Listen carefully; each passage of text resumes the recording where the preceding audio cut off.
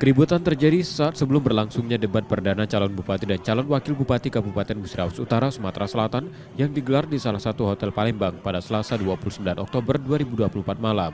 Insiden terjadi antar pendukung tiga paslon yang memadati venue debat.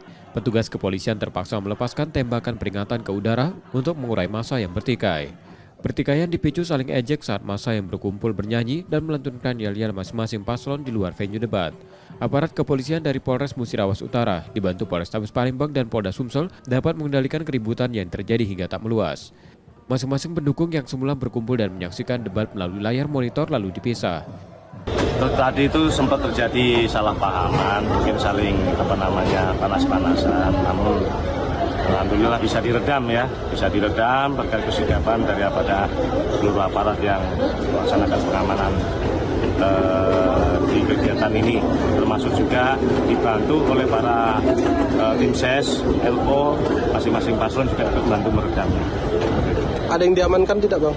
Untuk masalah diamankan ini belum dapat laporannya.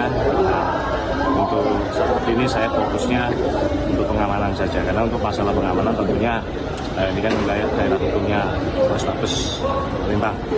Tidak ada yang diamankan dalam peristiwa ini. Meski sempat terjadi kericuhan, jalannya debat tetap berlangsung kondusif.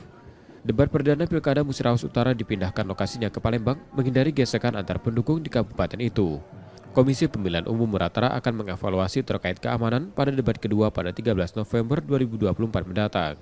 Reski Oktora, Muklas Diferensial, Kompas TV, Palembang, Sumatera Selatan.